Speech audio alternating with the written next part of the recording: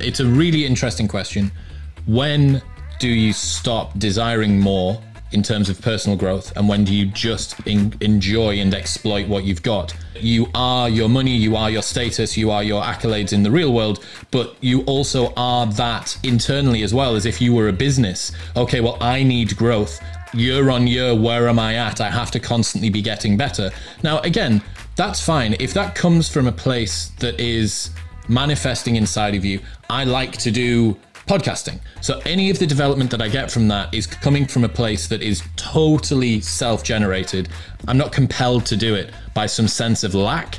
I'm pushed to do it by a desire for more, right? What I think where it can become really pernicious is that people do it from a sense of lack. I am not enough. I will be enough when this book, this concept, this new idea fills the hole inside of me. Okay, now I'm out of that. And now there's a next one. And now there's a next one. You are self-perpetuating the desire that is making you miserable. You are the architect of your own torture when it comes to this.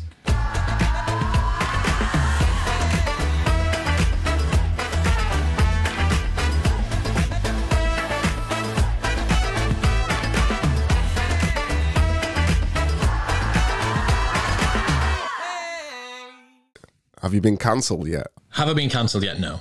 No. What am I going to get cancelled for, man? I'm just a lovable ex-Love Island contestant, you know?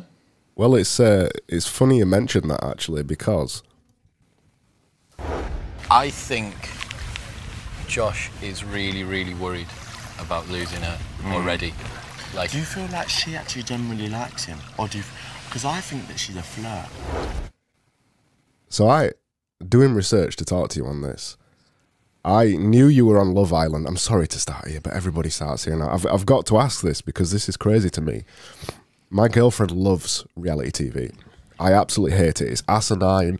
I never watch it in my life. And I was looking through YouTube, looking at some of the clips of you, and I thought, how has Chris Williamson gone from reality TV to interviewing Jordan Peterson? How does that even happen? Yeah, it's a bit of a left turn, right?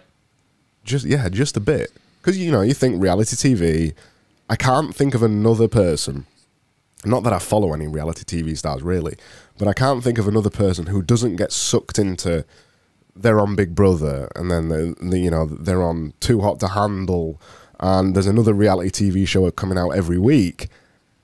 How did you not end up going down that route? And where did you suddenly go, you know what?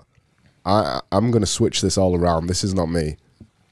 Yeah, good question. So you're right. People get captured by the reality TV bullshit.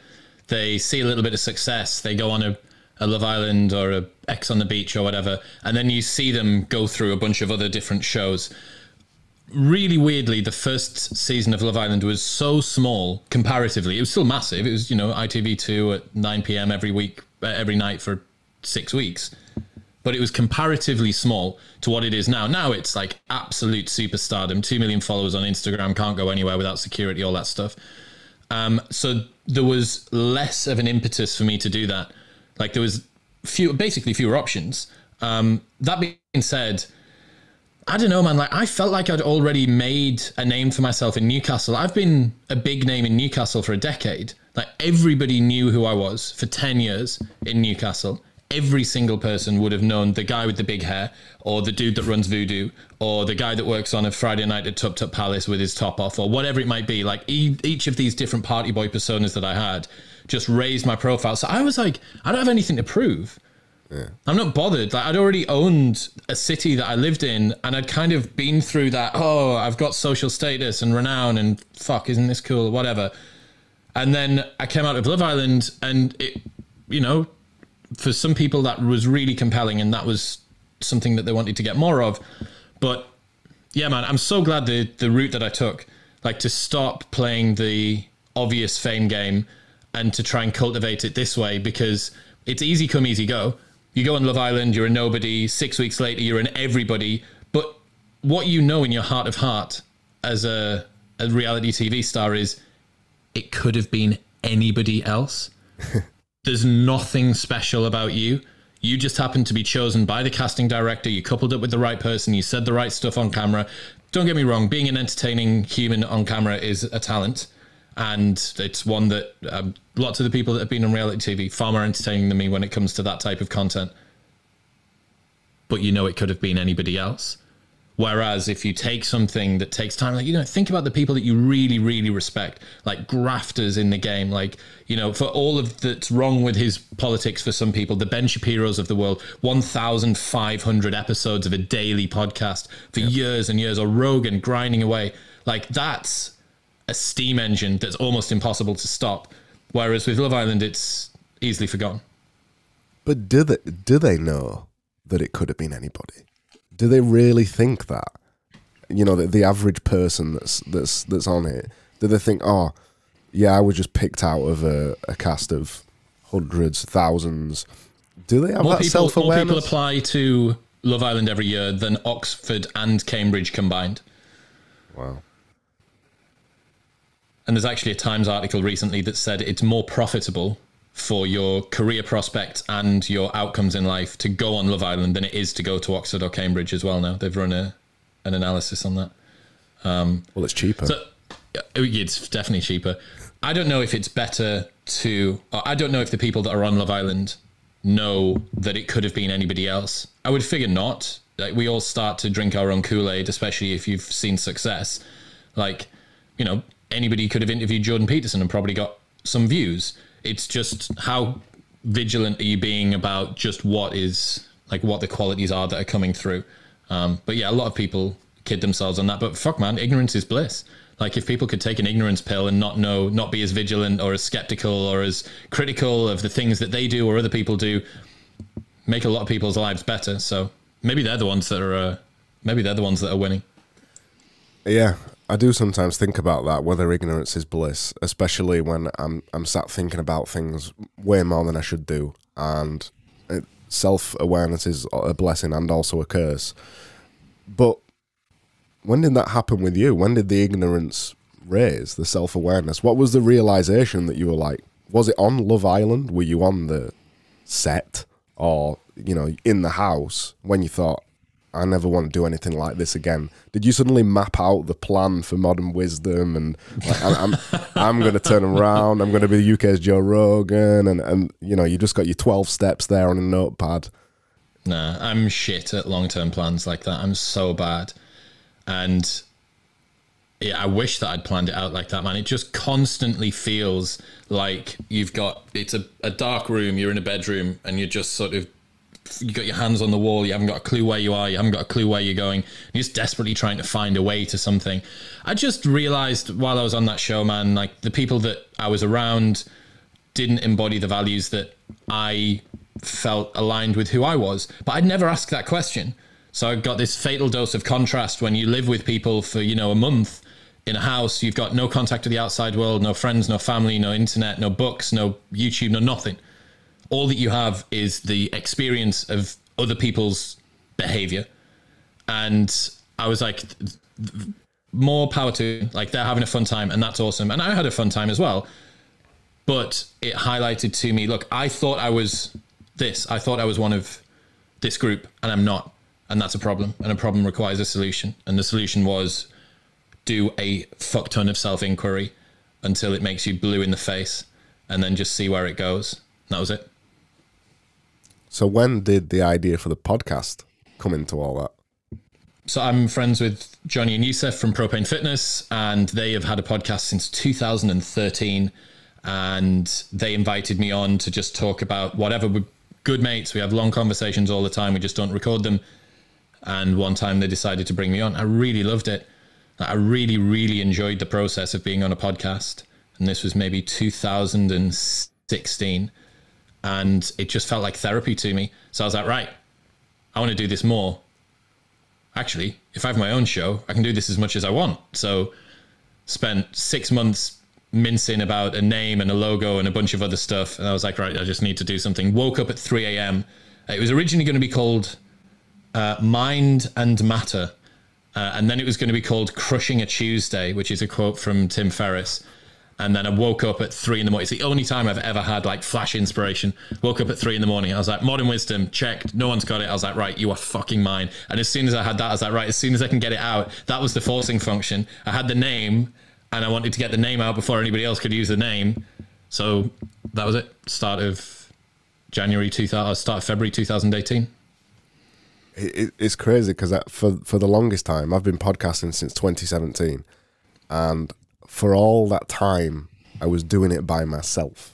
So I was doing solo episodes because my initial reason to start podcasting was to, well, a couple of things. Improve how I spoke. So I had a broad Yorkshire accent and that's really hard to understand on these kind of things. I can't even mimic it anymore now. It's so long ago. So I started podcasting every day. And I was just doing them to myself. I was publishing them, but I was just doing them to myself. And I was talking about self-improvement and blah, blah, blah, blah. And then it was only during the pandemic, funnily enough, that I decided I'm going to start speaking to people. Because I love conversations. I've always had a few mates in the garden, you know, a couple of beers, having really in-depth chats. That is like the best thing in life for me. And I thought, what about if we actually try and do it over Zoom? You know, during the pandemic as well, it gives you some kind of connection to other people. And I absolutely loved it. And I wouldn't change now this podcast for anything. I don't think I'd ever stop podcasting because conversations, I think, are the best thing in the world, the purest form of being connected to another human. There is literally nothing else that matters right now when we're having a conversation, and it's really magical. I agree, man. I think the sense making that comes out of that, the fact that you have some stuff that I don't know, I have some stuff that you don't know. All right, well, let's work out where the middle ground is here. Oh, and then we both leave the conversation better than we came into it. Yeah, it's long may it continue. And I think we're also in a situation now where you just woke up at 3 a.m. one morning and thought, oh, Modern Wisdom's the idea, and you can just start making it. It's such a magical... Frictionless. Yeah, you just turn up, there's no gatekeepers, you just turn up, start recording, find some guests, and have some conversations, publish them online, and then it just snowballs from there. There's just no better way to do this. It's just truly magical.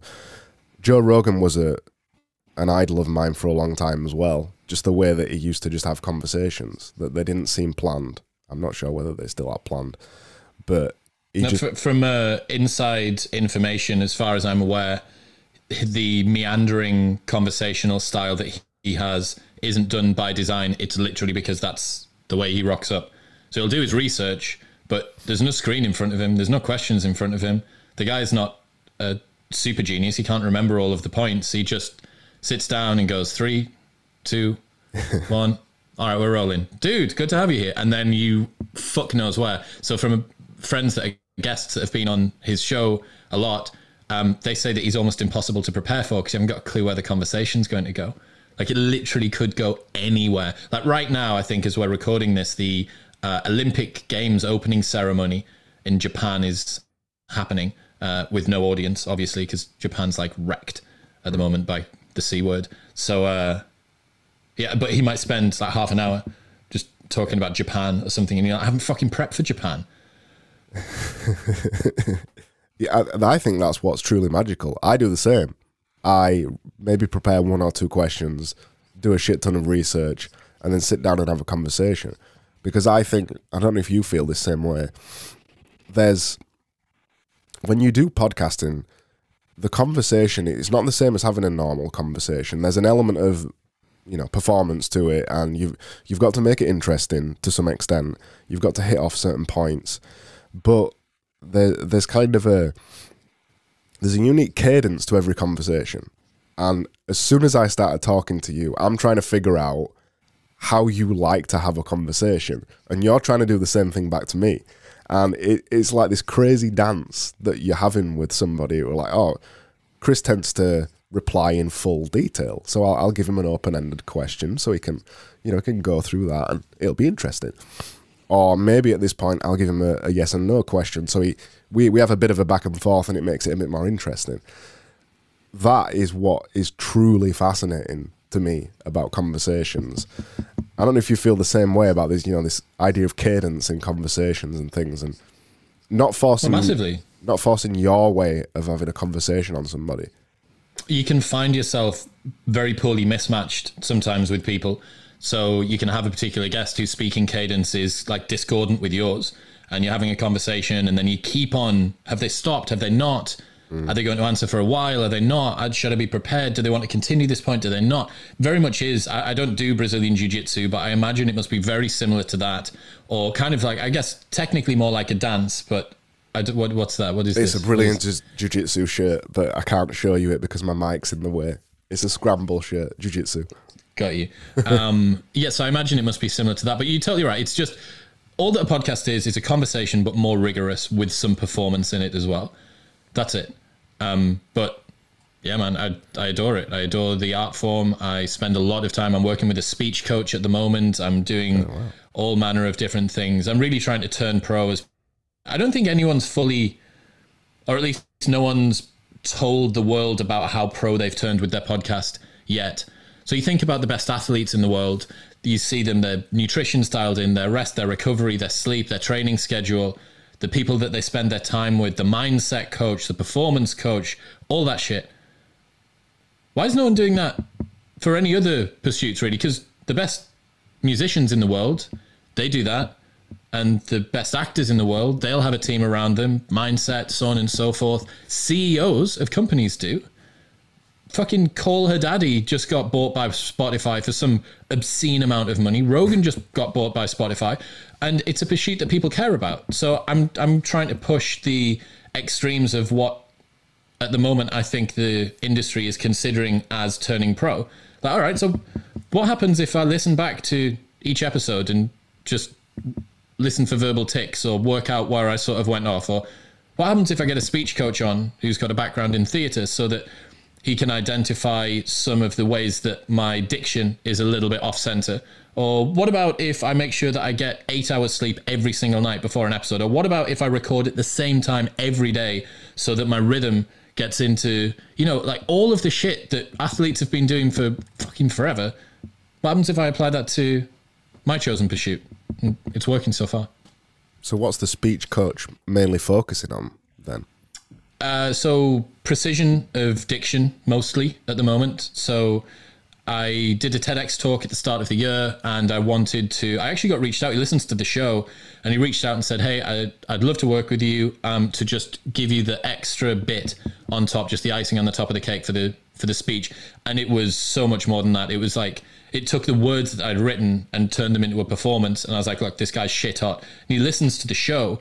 So each time that I have a session with him, he'll have highlighted stuff that he's listened. Chris, you're dropping your T's a little bit there. We need to make sure that you're hitting the consonants. Don't forget that the consonants are the consonants are the lines and the vowels are the color, like all this sort of stuff. And so I have a very, very slight lisp. So I've been working on a bunch of like tongue position exercises. I'm doing my walk on a morning, doing these crazy tongue twisters and holding notes and all sorts of other stuff. I've got a full vocal warm up I do before I do a podcast. Honestly, dude, if someone could CCTV the shit that I get up to in here before I do a podcast, it's insane. I'm doing circles around my mouth with my tongue. I'm scrunching my face up. I'm doing all sorts of stuff, but it's like, it's kind of fun, like, if people go and play Sunday League and they buy a bottle of Lucozade before they go and they do their calf stretches, like, this is just the same. It's just that I don't think anyone in the podcasting industry really started to take this step yet. I feel incredibly inferior now after hearing all that you just said. Well, the dumb thing is, it may make absolutely no fucking difference, or it may even make me worse. I may be doing all of these tongue warm-up exercises and my diction comes out worse than it would be. I don't think it is. But yeah, it's fun, man. It's fun. That's what I was going to say. Doesn't that make you kind of the same as everybody else, though? If you're trying to make your diction kind of perfect, you're trying to remove the lisp. Do you not think that is kind of making you the same as everybody else, rather than embracing your weirdness, like you're saying that TEDx talk? Do you not feel like you're removing some of it? It depends on whether or not you think that this is an element of my performance which is central to my character, or this is an element of my performance which is hindering the way that I put myself forward. That would be like you saying, do you not think that your lack of fitness is an element of the way that you play football?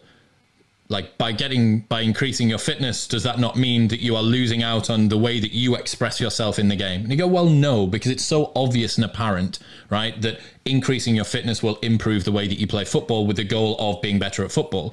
My goal is to be as precise as possible with the words that I say.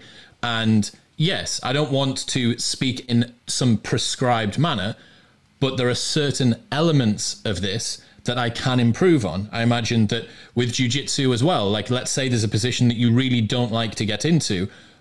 By not wanting to get into it, you may create a style which actually forces you to push other positions. But that doesn't mean that you shouldn't get comfortable at being in that position as well and adding it into your game. So yeah, I understand what you mean, but I don't think that I've crossed that threshold yet. I think I'm still kind of rounding off poor edges as opposed to creating myself into a mold that's the same as everyone. I'm somewhat conflicted by the point. You know, I go through the same things. As I said, I went through a vast, intensive process of accent modification myself, self-examining how I sound. Because, you know, everybody from Yorkshire sounds absolutely terrible when you hear them on TV. Especially Barnsley, which is where I'm from, which is the place that they always seem to pick for some reason to talk to.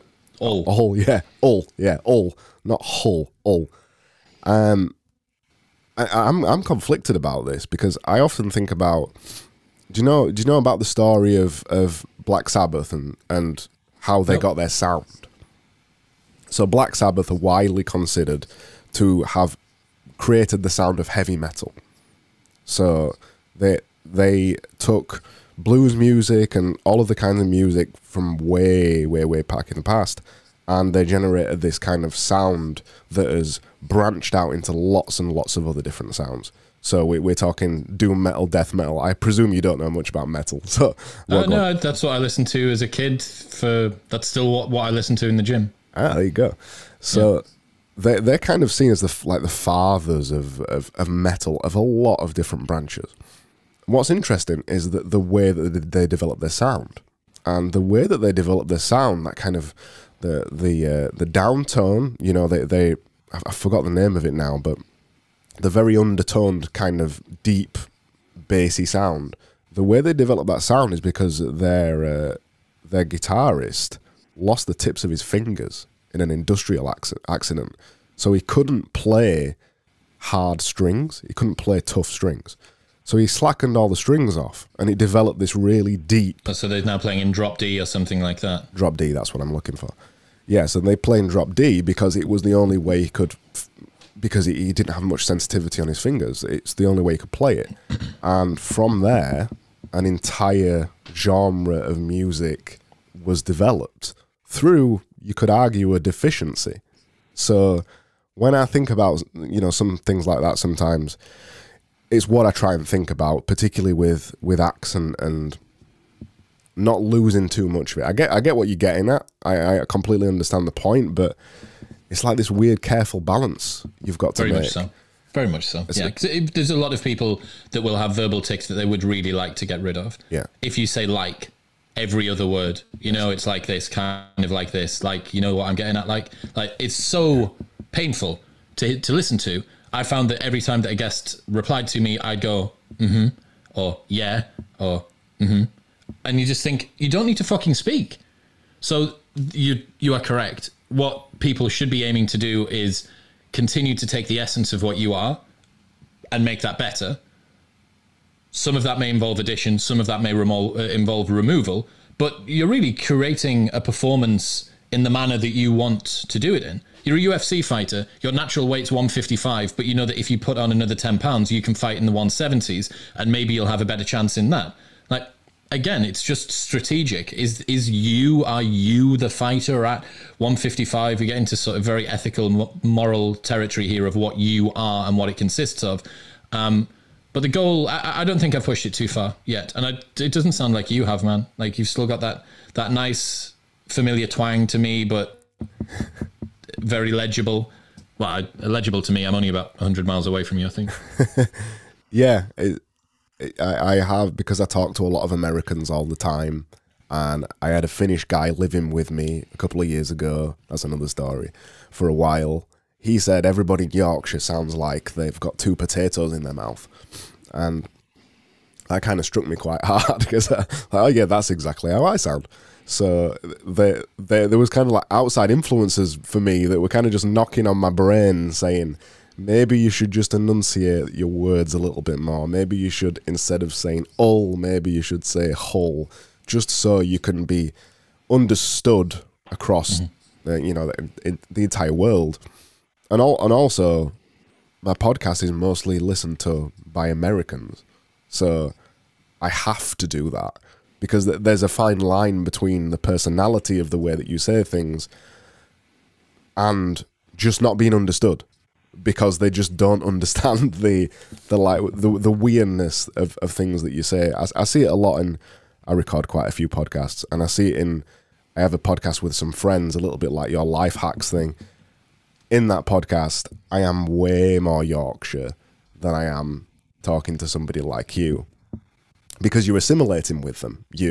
And it's very hard in your brain to, when you're talking to a friend, to not assimilate back to them and start using the accent and to start slipping back into the accent. It's fascinating accents, man. They're so fascinating. One of the things that I wanted to talk about, we kind of touched upon it a little bit there, where we were talking about improving accents and things like that, and improving podcasting skills and things. And I wanted to touch a little bit on this idea of self-improvement, because I think we've both been on similar kind of journeys. We swirl around these worlds. We're both into self-improvement. And a lot of your life hacks episodes and a lot of the episodes that you talk about, you're interviewing people who are in the self-improvement world.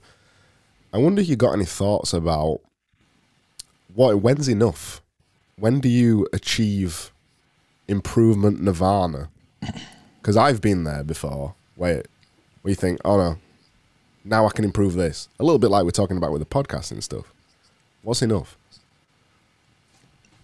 The same way that you have a hedonic adaptation, which is when I get this new car, I will be happy. Then you get the car and it resets back to a set point. I think that there is an equivalent with regards to being growth-minded. I think that people really think that I will be happy or fulfilled or feel capable, or my imposter syndrome will go away, or I'll be confident or attractive or have status or money or wealth or whatever it is. I'll get that when I can, whatever, when I've read another 50 books, when I've fully mastered Grit by Angela Duckworth, when I can recite Atomic Habits by James Clear from memory, whatever it might be. I think that people are constantly chasing that. And this is a question that I've asked myself: when is enough in personal development? When do you stop gaining new talents, trying to build new skills, and just exploit the ones that you have? It's a really good question. I don't have the answer. Do you have a sense of it? I always think about leverage when I think about this, because I went on quite a personal development journey myself, where I was massively overweight 7 or 8 years ago. And I didn't want to be that anymore. And through that, picking up exercise, I was always a fat kid when I was younger. I had to completely change, much like how you did with the Love Island stuff. I had to completely change my way of being. And I went through various stages during that of being incredibly obsessive about what I ate, about when I exercised, about doing certain routines and doing certain things. And then when I came out of the other side, there was like a dip where I started to realize this is enough for me. And it was kind of around the time when I was discovering Naval, and he was talking about leverage and things. And I came to the realization, thinking, if I'm always pursuing more and better, you don't ever get to leverage the things you've already earned. And I never got to... Or enjoy them. Or enjoy them, yeah. And I never got to leverage the fact that I was now... I had a low resting heart rate. I never got to leverage the fact that I could go enjoy events or whatever, because I was always pushing for something that was even harder and harder and harder. And everything I did was always really, really hard. And I was always looking at a new thing. I'd start JiuJitsu and thought, oh, well, I'll start CrossFit now as well. And I was turning up to everything that I did half wrecked. And there was one time I entered a Brazilian Jiu-Jitsu competition, and the day before I did a Tough Mudder, and I was like, let's see how far I can push myself, and I was wrecked at both of them because of it. And I kind of realized that I needed to step back a little bit because I wasn't getting any leverage from anything that I was doing. I was always pushing more and more and more. It is hard.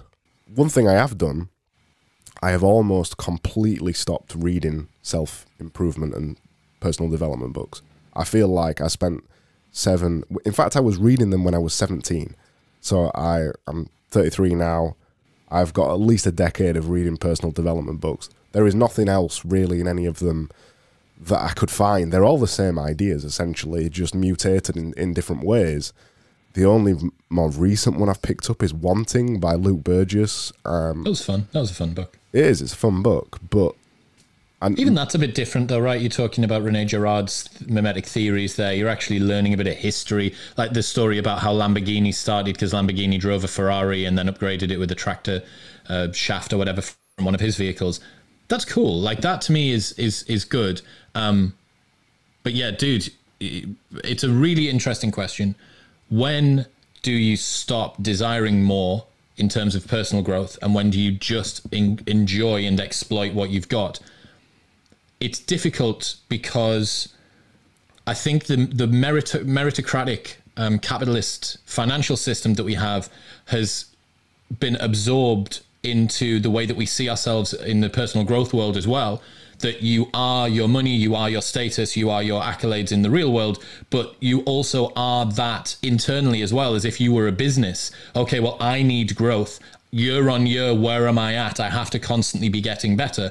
Now, again, that's fine. If that comes from a place that is manifesting inside of you, I like to do podcasting, right? Like there is nothing else that I would enjoy doing more than spending 3 or 4 nights a week, 6 p.m, stood here talking to someone interesting about whatever the hell it is that they've got to do. And maybe I'll learn some stuff from that. So any of the development that I get from that is coming from a place that is totally self-generated, and it's not, I'm not compelled to do it by some sense of lack.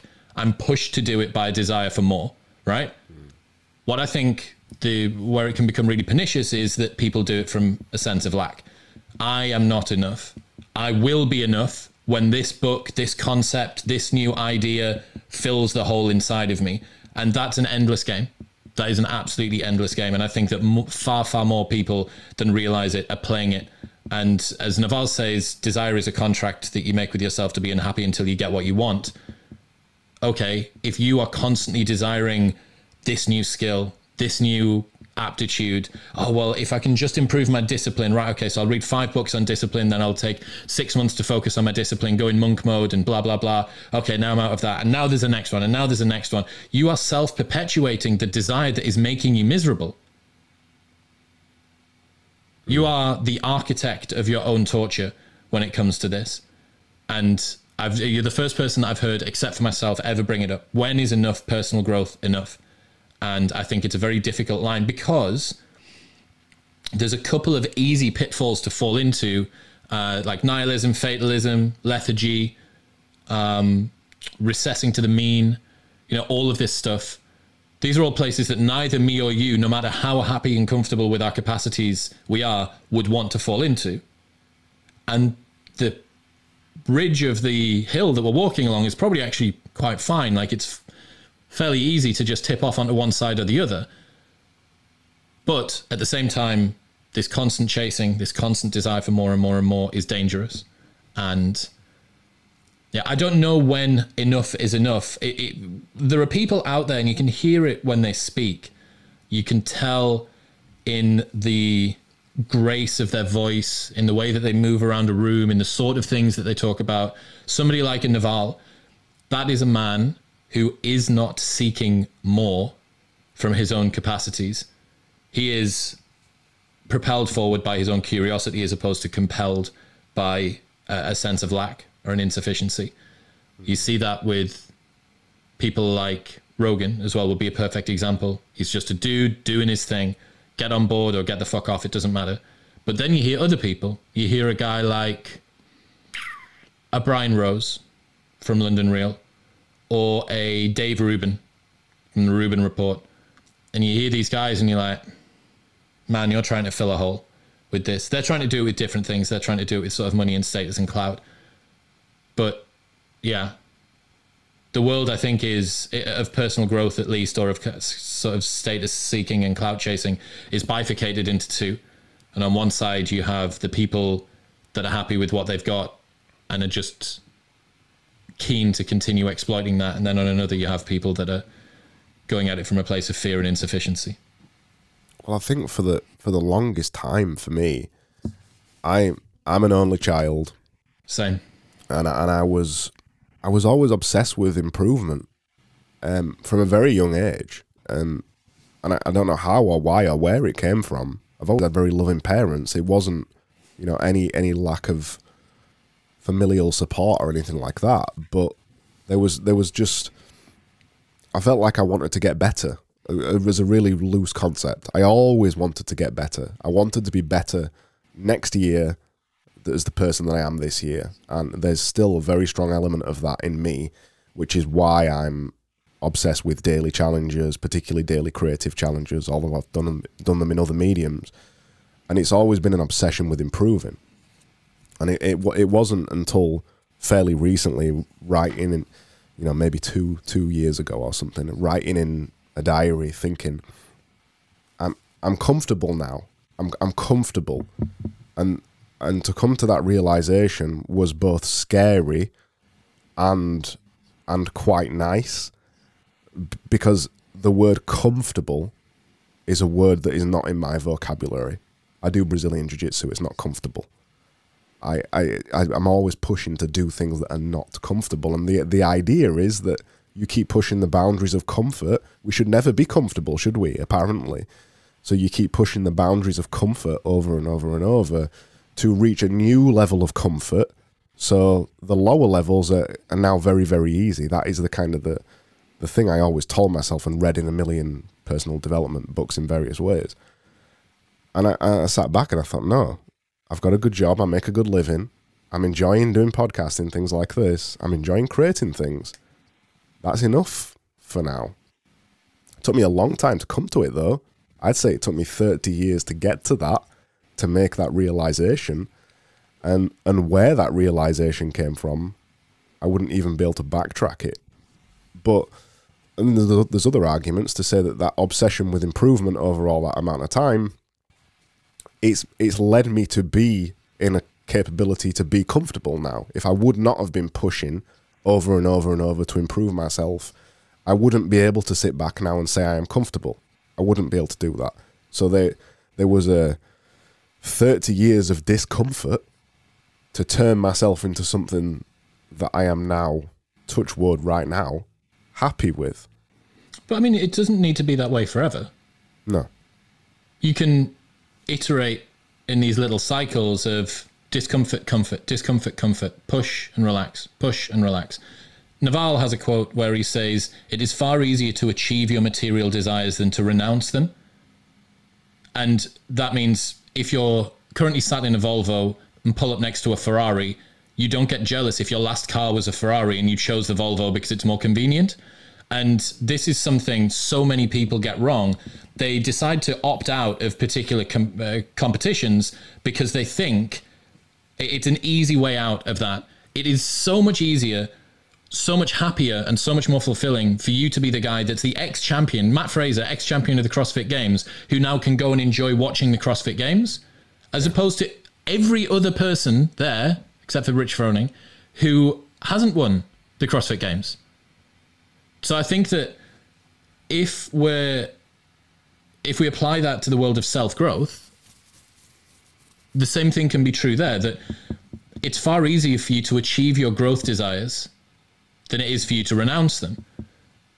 Like, if you have two choices. As a fat guy, you have two choices. You can either be comfortable with getting fat or make yourself to a weight that you're comfortable with. Those are really the two choices if you want to be in a position of comfort and kind of like self-respect. If you don't respect yourself at your current weight, you can either move the respect or you can move the weight. That's it. Which one do you want to choose? And I think really it's a discussion between do you want something forever, like you said, or do you want to spend 5 years, or in my case, 30 years, I guess, achieving something that you'll be happy to achieve, and you've done it and you can go along with it, isn't it? I think that's in some ways becoming harder and harder and harder to understand the level of hard work that's needed for some of these things, because you, like I said at the beginning, there's no gatekeepers anymore. They'll look at somebody like you who does your podcast, and they'll look at somebody like Joe Rogan who does his podcast, and all they see is guys talking over Zoom, essentially. That's all they see, and they think that's easy to achieve. And it's understanding that the hard work's still going to be put in for a reward that you're going to eventually, that's going to compound over your entire life, really, isn't it? I think people need to reclaim a sense of play and sort of joy as well in their life. Fucking hell, man, like, how hard are people working? I know some people that are unbelievably tough grafters, like insane, you know, solo entrepreneurs, guys on the internet, grafting away, doing their shit. And you think, fuck, like, that is, you're creating your own motivation. You're the, like, judge, jury, and executioner of your business. There is no one gassing you up. If you don't get out of bed, no one's going to tell you that you shouldn't do. So you even have the pain of your own discipline. And then once you've made that decision, it's just fucking will destruction all the way down until you finally go to bed. And if you, what time you go to bed is also up to you. And whether you sleep too much or too little is also up to you. It's just choices and choices and choices. But reclaiming a sense of fun and joy and play in life, like, it really is a bit of an antithesis. You need to be a very particularly minded human to love that kind of a grind. You know, the 18-hour days, the constant neuroticism around, am I doing enough? Should I be doing more? Should I be doing different? What's he doing over there? How can I take that on board? I don't think that I'm built for it. Some people are. Ali Abdaal, as a good example, is a dude that is built for 18-hour days of just existing in kind of internet chaos. He lives for it. Like, he's just started going back to being a part-time GP. Like, he's now a doctor. He added being a doctor again back in for 2 days a week. So he's like, oh, well, I can do it because I've got time. Like, bro, you do 18-hour days and you've got a team of 11 people underneath you that costs you $1 million a year to run the entire infrastructure. It's like, yeah, but I got time. Okay, that guy's built for it. I'm not built for it. Like, I want to, and this is an interesting question for both of us because we're from similar places in the UK, right? If you are from a working class town, as far as I can see, your materialistic set point is significantly lower than someone that lives in a cosmopolitan city. So for me, I thought that 50 grand a year UK is like a mega bucks wage. Like, oh my God, like, I don't know anyone that drives that. I remember when I was playing cricket as a kid and one of the lad's parents bought him an A-Class, like the first edition A-Class, Mercedes A-Class. It was maybe like 23 grand or something like that. And he got that for his 19th birthday or something. And I remember thinking, oh my God, they're so rich. Like, that's crazy. That's his first car. Like, that's insane. And that starting off point, that origin story, means that when you roll it forward, like, I don't know how much money's enough. Like, I can't ever see a world where I have $1 million and thinking, yeah, but I wish it was 5 or I wish it was 10. And that is, people don't see having a low materialistic set point as a competitive advantage, but it absolutely is. If I can get the same level of satisfaction and happiness out of 1 mil that the next guy can out of 10, I can stop at 1.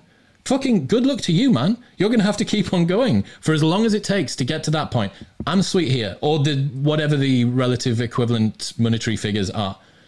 So very much for me, I think I'm going to get to a stage of hopefully sophistication with the businesses and the incomes and the work and the explore and the exploit and the explore and the exploit that I need to get to. And then it should just be foot off the gas. Everything's operationalized. I can do only what I need to do, only what I want to do, and everybody else can fuck off. I will have the right amount of money to do what I want, when I want, with who I want, for as long as I want, and nobody can tell me otherwise. That's fuck you money. In fact, that's post money world. That's a post-money world. Forget fuck you money. You want to be in a post-money world where you don't care about the money anymore. And it just happens. And you're doing a thing that you care about and the money will come to you. And you're at a set, happiness set point where even if everything went to shit, you'd still be doing what you love. Like, that's where you want to get to. But there are other people out there for whom they want to be competing with people that are in Silicon Valley, or they want to be competing with people that are in the Forbes top 100 or whatever it might be. So if it's it's not embarrassing, but nobody really applauds frugalism in the entrepreneurial world. They applaud altruism. So they'll say, look, you can have all this wealth and give it away, but no one's saying, I just want to be moderately successful, really comfortable, and then sit back, let the wheels take over, and just enjoy the work that I do. No one's talking about that. I haven't heard anyone talk about that. I 100% agree, man. I think exactly the same. Yeah, I come from a normal working class family. I was born 7 miles away from where I'm sat in my own house right now. I live in a semi-detached, normal house. And I wouldn't say I'm frugal, but I live comfortable on the things that I've got. I'm not earning millions. I'm not earning a single million. But I would absolutely be comfortable on 1 million, and that would be plenty enough for me. I often think about this because I think about people like, I mean, I know they're caricatures in many, many ways, but think of people like Mark Zuckerberg and Bill Gates and people like that. They are worth billions, and it would be fair to assume they have billions in a bank account somewhere. So when they open their app on their phone, it says billions, and they look at that and they go, "Oh, it'd be nice to earn a bit more, wouldn't it?" It'd be... Well, I don't know whether they do. So I think that Mark's probably a bad example. Reason being that he didn't set out to become rich; he set out to make a product, and I don't know what drives him. You may. A good example would be someone like Grant Cardone. Grant Cardone would be the perfect example of this. He's a man that is driven by wealth. He wants more. He wants, if you've ever seen the interview he did with Wolf of Wall Street, it was fucking embarrassing. Like, it's just such a fake alpha situation. But the guy lives for money. Makes me pity him. Like, it makes me pity him. You've been brought onto this earth, all of the random chance mutations that could have occurred, that you would have had someone other than your consciousness sat here right now. And the best thing that you can think to do with your time is to earn money and then to fucking talk about it. Like, get in the sea. Awful, awful way to live your life. I thought about this very, very deeply recently because I like watches, and I bought my first expensive watch. What'd you get? Expensive for me. I bought a Speedmaster, and a Mega Speedmaster.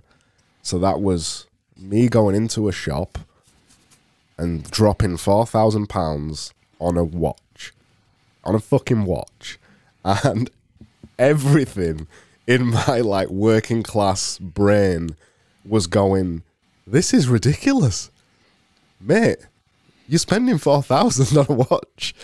And I really struggled to rationalize it for a while. And I was walking to work, and I had the watch on. I thought, the watch is beautiful, but it's £4,000. What the hell would your dad think of this? And I was actually ashamed. I was actually ashamed for a little while, and I thought about taking it back, and I didn't. Thank God I didn't. But that goes to show the level of kind of money shame, I guess, and that some of us have from a working class background. It is crazy, man. Dude, if you're brought up and you don't have money in the house, or you don't have loads of spare money, it takes a real long time to actually deprogram that. I kind of think that people have like a materialistic glass ceiling, or like a wealth glass ceiling that they exist in. You know, like how classes are structured. So you have these castes, like working class and lower middle and upper class and stuff like that. It's almost as if there's some sort of spending habits that exist within these, and it takes a lot of force to pull you out of that. I can't ever see a time where I'm going to look at 100 grand and think, yeah, it's just 100 grand. Like, it's a fucking 100 grand. So my point is, I could be worth $1 billion, and maybe this happens. Maybe people make $1 billion and then 100 grand to them is sweet fuck all, but I don't know. I can't imagine a world in which that's the case. So you're right. Coming from a working class background gives you this odd guilt when you spend money, even if relative now to your annual wage, that would be the same as you 10 years ago spending 50 quid on something. Even if that's the case, there's a lagging measure, this sort of monetary inertia that you're dragging behind you. You're like, look, spending habits, catch up to my earning habits, for fuck's sake. Dude, I went on Amazon the other day to try and buy something because I haven't treated myself in ages. And I used to travel loads before the virus. So I've not spent money on flights. I've not spent money on hotels. That was where my biggest expenditure would have been, other than buying assets like for more houses and stuff like that.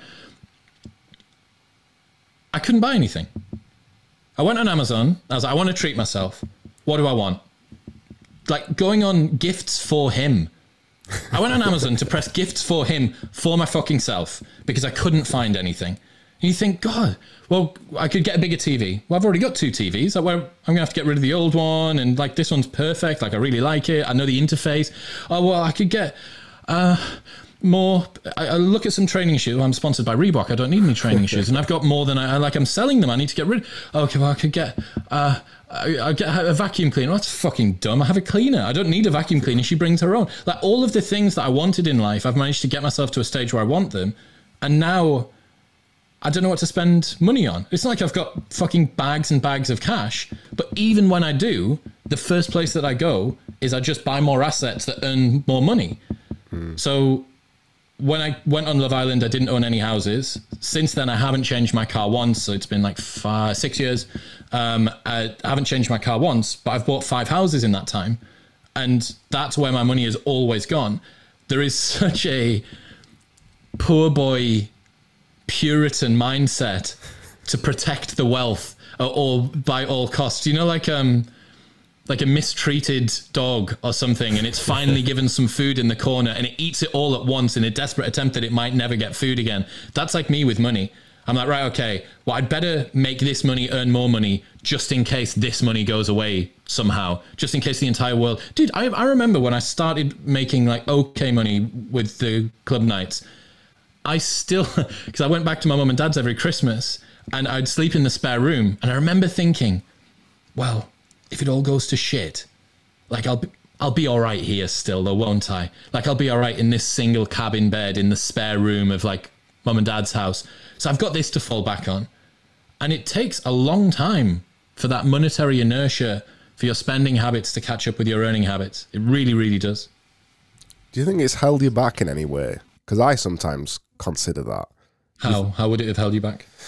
Well, your opinion of money and earning potential and things like that, I can see it very, very vividly for me because I run a design agency. So prices that we may charge, if my level of kind of monetary understanding or monetary inertia is really far behind, I still don't value myself very high. Yep. Therefore, I still don't earn that much money.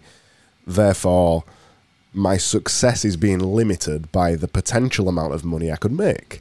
Yep. And I often see that in people from similar backgrounds to us because they're happy with enough. You know, say they're earning 15 grand a year. That's enough. They've got all the bills paid, the house, you know, that's enough. But is it holding back their true potential or success? It depends on whether or not you would be more fulfilled with increased success. You have to ask yourself the question, what am I doing it for? Why would I want more money? Would I want more money just because other people say that more money is good?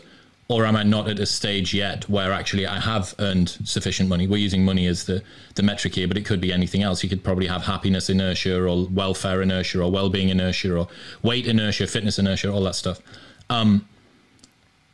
I think absolutely, if you're a businessman from a working class background, you are almost definitely undercharging for the product or the service that you sell, and you are almost definitely underinvesting your earnings into separating yourself away from the work.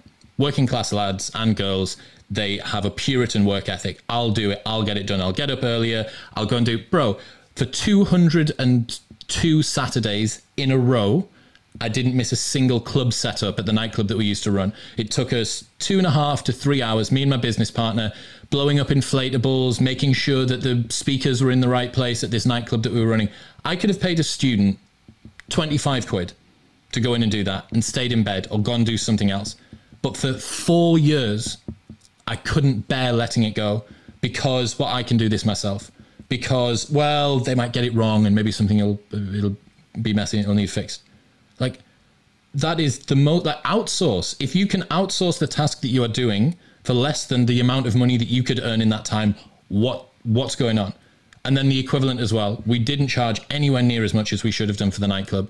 Like, we were letting people in for half the price of the other events because we were terrified that if we put the price up by 50p, that the entire event would fall away. So you see these trends. Young working class guys and girls charge too little for their services, and they don't invest enough in building up a team that can start to get them away from the day-to-day existence of their work. I see this everywhere. And it trickles down to everything else as well, even to the point of you're from a working class background.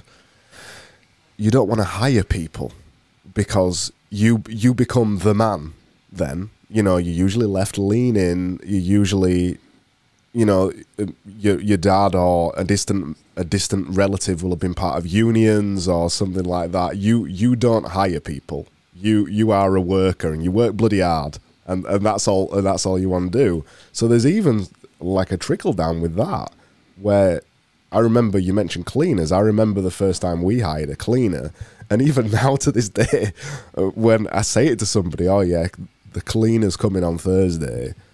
Like, you got a cleaner? Like, yeah, I don't enjoy cleaning. Me and my girlfriend don't enjoy cleaning, so we hire a cleaner because they're good at it, and it's actually fairly cheap for what's happening. In terms of my time versus their time, you know, it's good pay for them, but it's bad use of my time. And they're always thinking, yeah, maybe I should do that too. But this idea of employing people, it's insidious to some people as well. They can't get over that fact. I'm very happy at employing people for the company. For the businesses that I run, sweet. Ever since I've run the podcast and the separation of me and the business has been a lot closer, I've really struggled to hire. It's like getting a personal assistant was such a huge hurdle for me. So I was like, who the fuck am I to have a personal assistant? Oh, look, there goes fucking Jeff Bezos with his personal assistant.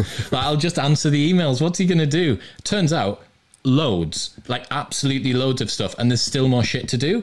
But yeah, the cleaner thing again as well. I feel guilt when I have a cleaner that comes around. I'm like, should I make her a cup of tea? Because I used to see my parents make the builders cups of tea. Well, she knows where the fucking tea is, and she has to clean it up afterwards if she drinks it in any case. She probably doesn't want a cup of tea. You know what I mean? It's so bizarre. But yeah, I mean, that's like a cultural inertia, I suppose, that we have around the way that we think we should extrapolate ourselves out, or sort of extract ourselves, away from doing daily tasks.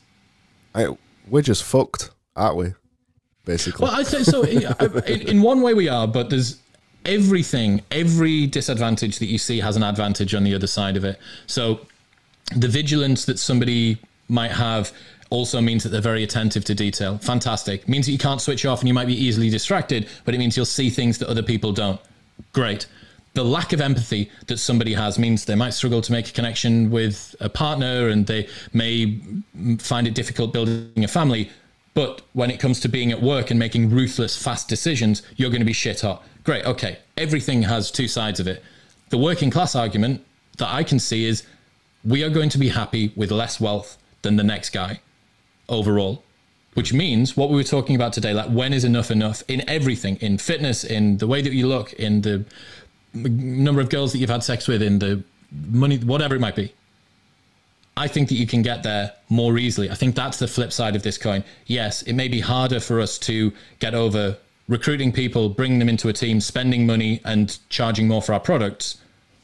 But on the other side of it, what you're aiming toward, the level at which you're going to feel satisfied, should be brought back as long as you know a couple of cognitive biases. I think that's true. I think maybe that's why people don't really talk about it that much, because it's seen as a bad thing to want less. It's seen as a, maybe not a failure, but the materialistic society we live in now, everybody wants 1 million Instagram followers, everybody wants a big Twitter following. It's seen as weird or wrong on some level to want less or want enough. When you reach a thing and you say, right, I'm out of the game now, I've got what I came here for, I'm out. That's weird to a lot of people, because satisfaction isn't sexy. Yeah, it's very true. And I think, did you struggle with this when you started to get a bit of a following online as well? You've got hundreds of thousands of followers on YouTube now, 100,000 followers on Instagram. Did this start to come back to you again, promoting yourself as Chris Williamson, the modern wisdom guy? Do you sometimes feel a bit weird still doing that kind of thing? Making videos about yourself and it's you on the video and promoting yourself and that kind of stuff? I don't feel that awkward having a conversation on the podcast, but sometimes when it's like a Q&A and people want to know about my advice with this, or tell me about what you think about this, there is a little bit of like, well, who the fuck am I? Like, why are you asking me this question? But then I think that's more of an imposter syndrome creeping in, that you have to remember the value that you can add to people. Anyone can add value to anybody else because we all have very different life experiences. And our lives are so idiosyncratic that there are a million things that you've experienced that I'll never experience. And I could learn a shit ton by hearing them. So that's why there's always something to learn from other people, and kind of keeping that in your mind. Okay, well, whether or not I think that I'm the guy that's worthy of it, here I fucking am with a couple of million viewers a month. So what are you going to do with it? Like, it's a blessing. It's a burden. What are you going to do? Like, what do you think's worth people's time to learn? Same way as a museum curator works, right? Or an art gallery curator. You don't presume that you're going to love every piece of art, but overall the experience is going to make you leave the gallery feeling a better human. So what are you going to do? Like, there's a responsibility that comes with that. When's enough for you then, with YouTube followers? Have you got targets for that?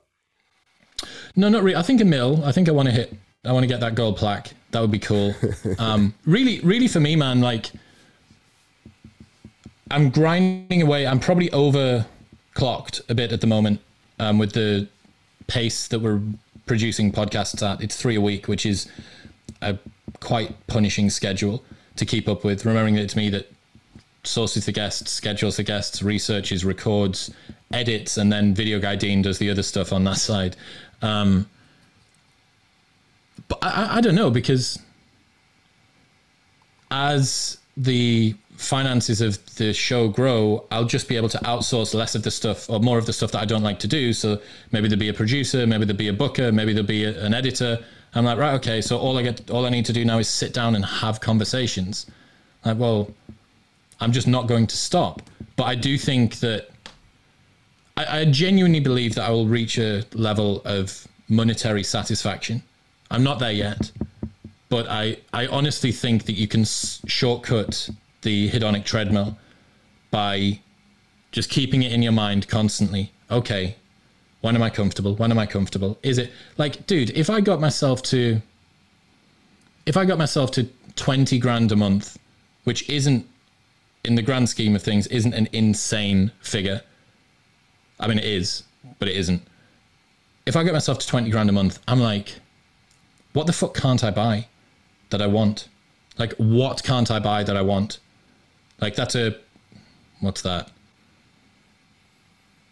That would be a £10 million house mortgage that you'd be able to get off the back of those self-assessment forms. Am I going to go, yeah, but I want a 20? Like, no. So, yeah, there's levels that people can get to. And I think as well, realizing what's the price that I need to pay in my life and my satisfaction and my happiness to continue chasing this financially. I mean, you've seen the study that says above £56,000 or $70,000 a year, increases in wealth don't correlate at all with increases in happiness. They correlate with increases in satisfaction, but that's something different. So like, fuck it. Just keep that in your mind. Shortcut it. I think what you've reached is similar place that I've got to with your creative pursuits. In this term, we're talking podcast. You enjoy doing the thing and turning up and doing the thing, and that is unlikely to change for a very long time. And it's a beautiful place to be, to love every second of the thing that you're doing, and to be in that situation where you're getting paid for it is even more amazing. But just to be at that level where you found your true calling, almost sounds a little bit woo woo, but you've found the thing that you are uniquely excellent at, and that's just really nice. Well, think about it this way, man. If you're doing something that you love and it's growing, and you know that you have the longevity to be able to keep this ticking over, just sit back and enjoy the ride. Like, it literally is like you're on a roller coaster. Okay, I'm doing a thing. It's going well. The growth is coming. Could it come quicker? Yes. But how much discomfort would I have to put myself in to speed this up? If I just go at a pace that I know is good. You're doing a long workout in a CrossFit class. You do not go out of the gates and absolutely cane yourself, because as soon as you go anaerobic, you're fucked. So just sit back, like hit the pace that you know you can maintain. And that's where I think I'm at with the show. 3-week, this particular recording setup, the way that I do things. I could do a video intro at the beginning of every episode, but I know that's going to add like maybe 5 hours of work on a week to record them, to script them, to send them over to Dean, to get them back, to do the edits, to learn the blah, blah. So I'm like, okay, well, I won't add that on. Not yet. Maybe I'll get someone in and when there's an edit or whatever. But for now, I'm just like, okay, I need to remind myself, right? Because for all that this is who I wish that I was all the time in my less honorable, more materialistic moments, or my more status-seeking moments, checking the YouTube app neurotically and how's this episode doing? And, oh, that's a bad comment and all that sort of shit. But just coming back to it, like, look, the growth's going to happen because something that you're doing is really, really good. Enjoy it happening. I think that's a perfect place to end. I'm going to end it how you end your episodes. Chris Williamson, ladies and gentlemen. Thank you very much, brother. It's a real pleasure to be here. Cheers, man.